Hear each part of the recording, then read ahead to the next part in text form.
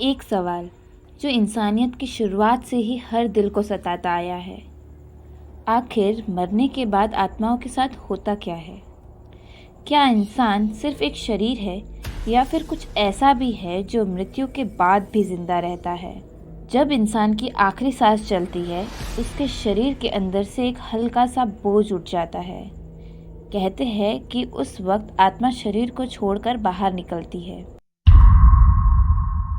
हमारे पुरखे कहते हैं कि मरने के बाद आत्मा तुरंत दूर नहीं जाती। वो 13 दिन तक अपने परिवार के आसपास भटकती है। इसी दौरान वो देख सकती है कि कौन रो रहा है, कौन शोक मना रहा है और कौन उससे याद भी नहीं कर रहा। यही वजह है कि 13 दिन तक घर में पूजा पाठ और क्रियाकर्म किया जाता है ताकि आत्मा शांति से अगले सफर पर निकल सके। हिंदू धर्म के अनुसार मौत के कुछ पल बाद यमदूत प्रकट होते हैं और वो आत्मा को खींच कर ले जाते हैं यमराज के दरबार में। वहाँ बैठे होते हैं चित्रगुप्त।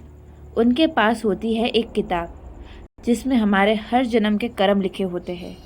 जो कुछ हमने किया, अच्छा या बुरा, सब कुछ। जिस इंसान ने धार्मिक और अच्छा जीवन जिया है, उसकी आत्मा को स्वर्ग भेज दिया जाता है और जो पाप में डूबा हो उसे भेजा जाता है नरक, जहाँ दुख और पीड़ा का अंत नहीं होता।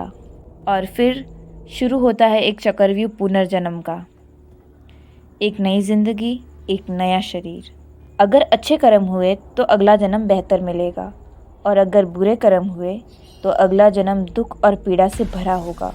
और अंत में सबसे बड़ा राज, अगर कोई आत्मा अपने सब कर्मों से मुक्ति पा जाए, ज्ञान और भक्ति में जीवन बिताए, तो उसे मिलता है मोक्ष, जहाँ आत्मा पुनर्जन्म के चक्र से मुक्त हो जाती है और सदा के लिए परमात्मा में समा जाती है।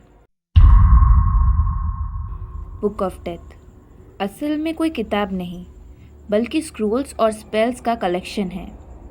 ये उन पर्चमेंट्स पर लिखी होती थी जो ममीज के साथ कब्रों में दफन कर दिए जाते थे।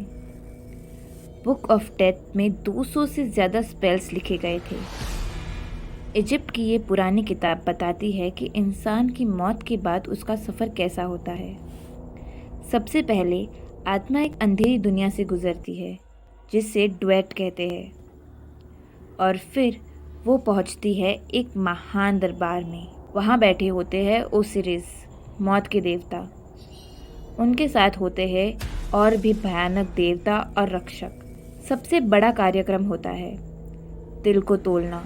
इंसान का दिल एक तरफ रखा जाता है और दूसरी तरफ रखा जाता है एक फेदर, गॉडेस मट का फेदर, जो सच्चाई और न्याय का प्रतीक है। अगर दिल हल्का हो, फेदर के बराबर, मतलब इंसान की ज़िंदगी ईमानदारी और सच्चाई से भरी थी, तब उसकी आत्मा को स्वर्ग जैसी एक नई दुनिया में भेज दिया जाता है। लेकिन अगर दिल भारी हो, झूठ, पाप और जुल्म से भरा हुआ, तब उस दिल को खिला दिया जाता है एक रक्त प्यासी राक्षसी को, अम्मिट, जिसका शरीर क्रोकोडाइल, शेर और हिप्पोपोटामस का मैल था, और इंसान की आत्मा हमेशा के लिए खाई जाती है। सोचो, एक पूरी जिंदगी जीने के बाद आखिरी फैसला एक पर्दे पर होता है और आपके दिल का बोझ तय करता है कि आप हमेशा के लिए जिएंगे या फिर हमेशा के लिए मिट जाएंगे। सबसे डरावनी बात ये थी कि इजिप्टियंस इस किताब को मरने से पहले ऑर्डर करते थे, जैसे आज हम इंश्योरेंस खरीदते हैं। जो अमीर होता, उनके लिए लंबे स्क्रोल्स लिखे जाते, सुनहरे रंग और छवि के साथ, और गरीब लोगों को सिर्फ छोटे टुकड़े मिलते। मतलब मरने के बाद भी गरीब को मुश्किल सफ़र का सामना करना पड़ता था।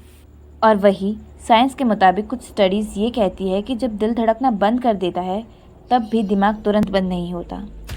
रिसर्च में ये भी पाया गया है कि मौत के कुछ मिनट तक दिमाग के सेल्स एक्टिव रहते हैं। उन मिनटों में एक अजीब प्रोसेस होता है जिसे कहते हैं लाइफ रिकॉल। बचपन की हंसी, माँ का प्यार, दोस्ती, दर्द और वो पल जहाँ तुमने गलती की थी, सब एक ही पल में सामने आ जाता है। मरने के बाद क्या होता है, इसका सच अभी भी राज है। शायद इस राज का सच एक दिन इस राज से गुजर कर ही जान पाओगे। आपको क्या लगता है, मरने के बाद इंसान की आत्मा के साथ क्या होता होगा? आपका जवाब कमेंट बॉक्स में ज़रूर लिखना।